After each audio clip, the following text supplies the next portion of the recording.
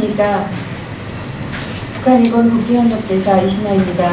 이런 굉장히 중요한 주제 자리에서 말씀을 전하게 돼서 기쁘게 생각합니다.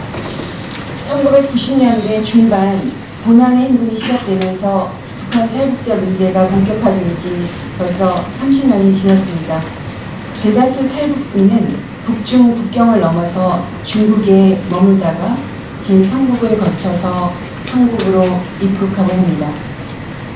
한편 제중 탈북자란 여전히 중국 내에서 다양한 위험과 어려움에 직면해 있는 사람들입니다.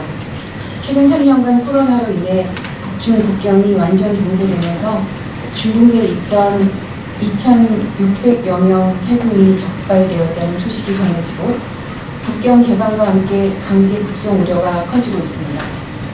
이들 중 일부는 북한 정부의 허가를 받고 중국에 갔다가 코로나로 발이 묶인 노동자들이라는 주장이 있고 적어도 600여 명은 직접 탈북한 자로 추정되는 등 이들 탈북 원인이나 정체성에 대해서는 의견이 분분합니다만 한 가지 분명한 것은 북송되면 임신한 탈북 여성은 강제로 임신 중절을 당하고 중국 교회를 다녔거나 성병을 소지했을 시에는 간첩죄, 또 다른 경우도 강제 송환 시에는 강제 노역이나 고문이나 성폭력 처형 등 중대한 인권 침해를 당할 위험이 크다는 점입니다.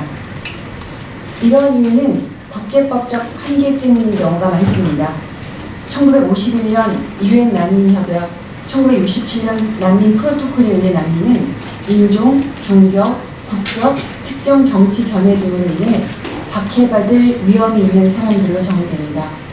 이 기준에 따르면 대부분 탈북자들은 식량 부족이나 경제난 같은 비정치적 원인으로 인한 불법 체류자로 간주돼서 국제법의 사각지대에 놓이게 됩니다. 하지만 북한의 식량 문제는 단순한 자연재해나 소련 동구권 붕괴로 인한 국제적 고립과 배급 중단만이 아닙니다. 북한의 군사우선 정책, 비효율적이고 폐쇄적인 경제체제, 식량 분배 정책 실패, 핵개발에 따른 국제제재 등 복합적인 요인들로 더 악화되는 것입니다. 이러한 상황은 30년 전인 1990년대나 지금 오늘날이나 별반 다르지 않습니다. 2021년도 이후 심각한 식량난이 발생했음에도 김정은 정권은 현재까지 100차례 이상 미사일 발사를 진행했습니다. 통일부에 따르면 2021년 발사된 71발의 미사일 비용은 100만 톤 이상의 식량을 구매할 수 있는 규모로 이 비용이 만일 식량 구매에 사용되었다면 북한 주민들의 식량난은 완전히 해결될 수 있었을 것입니다. 북한 주민들에게 탈북은 그들의 생존하기 위한 권리를 행사하는 명백한 정치적 선택입니다. 따라서 국제법적 한계 때문에 보호를 받지 못한다는 것은 말이 될 수 없습니다. 유엔 난민기구 UNHCR도 1995년 중국에서 활동을 시작해 일부 탈북민을 난민으로 인식하고 북한 주민들이 정치적 차별 배급제로 인해 굶주림을 겪고 있다고 판단하였습니다. 하지만 북한의 유엔 회원국 지위와 중국의 유엔 내 영향력 증대로 인해 구조적인 한계가 계속되고 있습니다. 1995년 유엔 중국 사이에 체결된 특별협정에 따라 UNHCR은 탈북자에 대한 접근 권한을 가지고 있음에도 불구하고 중국 정부가 탈북자의 난민 분류를 받아들이지 않아 이 특별협정이 이행되지 않고 있습니다.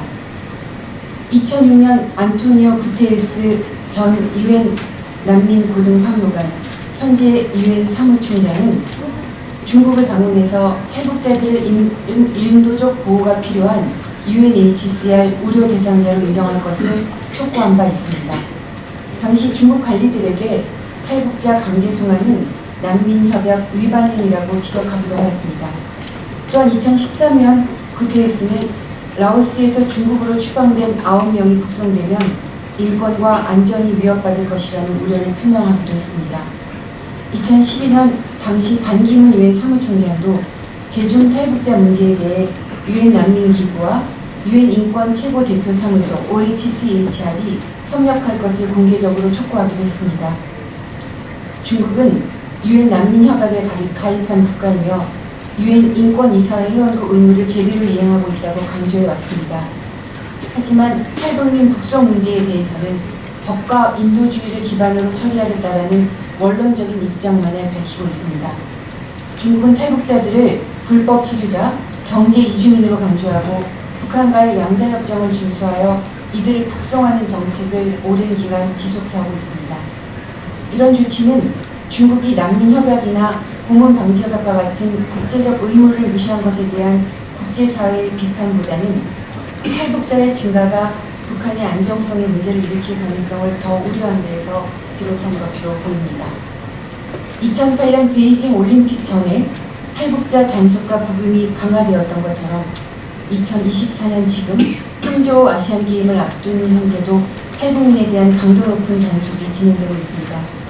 만약 탈북자들이 대규모로 북송이 이루어진다면 그들이 북한 내에서 겪게 될 인권 침해 위협은 매우 커질 것입니다.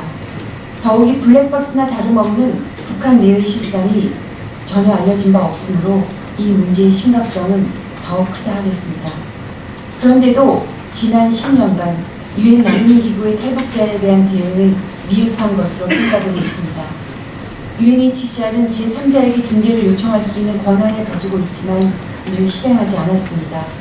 앞서 언급한 반부 사무총장이나 구테레스 전 고등판무관의 권고와 관련해서 유엔 난민기구와 유엔 여타 조직들이 공동으로 어떠한 행동이나 노력을 기울였다는 얘기는 없습니다.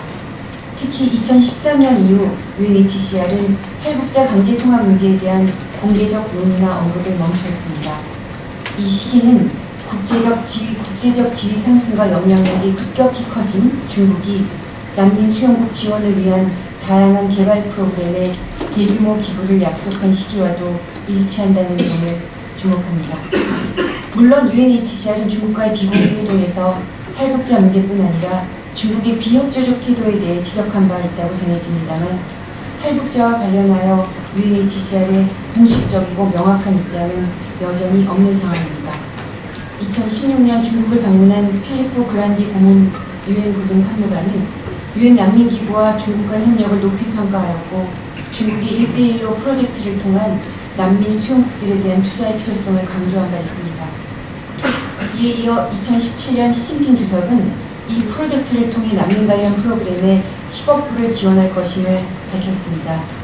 이러한 상황은 전 세계적으로 수천만 명의 난민 사태에 대처하기 위해 재정과 인력 확대의 필요성이 절실한 UNHCR이 중국의 경제력 영향력을 외면하기는 어려울 것이며 이는 UNHCR의 정책과 방향성에도 영향을 줄 수 있는 것이라 추정할 수 있습니다. 따라서 UNHCR 중립성과 독립성을 확고히 지켜가는 게 얼마나 중요하고 이를 위해 국제사회의 지원과 동참 노력이 얼마나 필요한지 새삼 강조하게 됩니다. 여기서 2020년 구테레스 유엔 사무총장, 예전 유엔 고등판무관이시죠.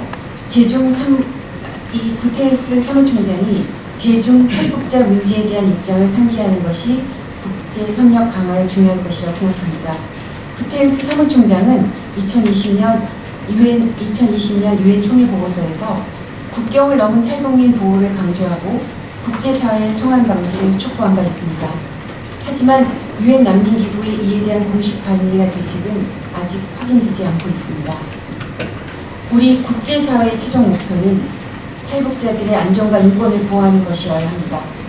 한국 정부의 경우 북한 이탈 주민의 보호 및 정착 지원에 관한 법률에 의거하여 보호 희망 의사를 표명한 탈북민들이 한국행을 희망하는 경우 전원 수용한다는 일관된 원칙으로 탈북민에 대한 보호와 지원을 제공해 왔습니다.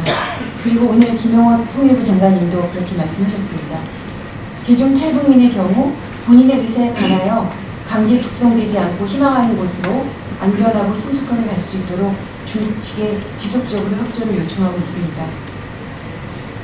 지금 이제 여기서 나아가 더욱 발전된 접근으로 국가 간의 정부 접촉 그룹을 구성하고 유엔 사무총장과의 면담을 요청하여 2020년 사무총장 보고서의 핵심 사항을 바탕으로 외교적 대안을 모색할 것을 제안합니다. 이 과정에서 북한 인권 관련 오랜 기간 헌신하고 전문적 지식과 경험을 가진 시민단체 NGO들의 목소리에 경청할 필요가 있습니다. 또한 민간학이 협력하여 다양한 대화와 소통 및 합의를 통해 해결 방안을 조율해야 할 것입니다. 유엔의 여러 부서, 특히 유엔 난민고등판무관과 유엔 인권고등판무관과의 협력을 촉구하며 제종 탈북자 문제에 대한 유엔의 역할과 책임을 재정립할 것을 촉구합니다. 올해는 세계 인권 발전의 중요한 해입니다. 세계 인권 선언 75주년, 비엔나 인권 선언 30주년, 유엔에서의 북한 인권 결의안 채택 20주년, 북한 인권 조사회 COI 설립 10주년, 그리고 한국에서 난민법이 시행된 지 10주년이 된 해입니다.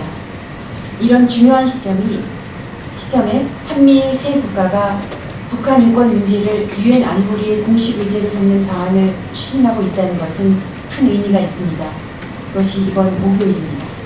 중국과 러시아의 반대로 실질적 결과를 이루기는 어려울 것으로 예상되지만 아무쪼록 안보리 공개회의가 열려 북한 인권, 특히 제종 탈북자 문제에 대한 국제적 관심을 다시 불러일으키는 계기가 만들어지기를 간절히 희망합니다. 또한 이 기회를 통해 한미일을 포함한 유사 입장 국가들 간의 연대를 더욱 강화하여 집단적인 목소리로 인권을 수호해 나가야 합니다.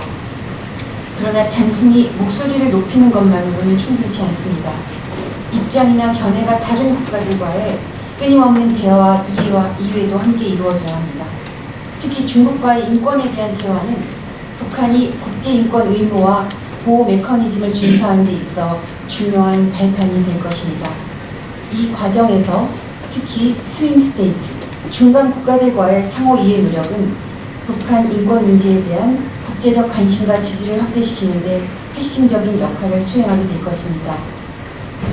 마지막으로 강조하고 싶습니다. 오늘날 우리 국제사회에서 발생하는 수많은 난민 사항들 중 탈북자 문제는 비록 오래되고 관심 밖에 놓여 있을 수밖에 없는 잊혀진 위기, 호 같은 크라이시스로 여겨질 수 있는 사안일 수도 있겠습니다. 하지만 그렇다 해서 그 중요성이 줄어든 것이 아닙니다. 탈북자들은 단순히 국경을 넘은 사람들이 아닙니다. 그들은 강제 송환의 위험, 북송될 경우에 무자비한 처벌, 그리고 중국 내에서의 인신매매, 강제 결혼, 구금, 체포 등의 공포 속에 살아가고 있습니다. 이와 같은 인간의 기본 권리를 거부받는 상황은 국제사회가 긴급히 관심을 기울이고 적극적으로 개입해야 할 글로벌 이슈가 되어야 합니다. 다시 한번 명확하게 말씀드립니다. 난민이라는 용어는 유엔 난민 기구에 따라 특정 국가를 떠난 이유와 관계없이 송환 시에 박해를 받을 위험이 있는 사람, 혹은 그럴 충분한 근거가 있는 공포가 인정되는 사람을 의미합니다. 과거 중국은 탈북자들에게 안전한 피난처를 제공한 적이 있습니다. 중국이 국제적인 난민 및 인권 문제에서 주도적인 역할을 하기를 원한다면 탈북민과 다른 난민들에게 인권과 인도주의적 규범을 준수하는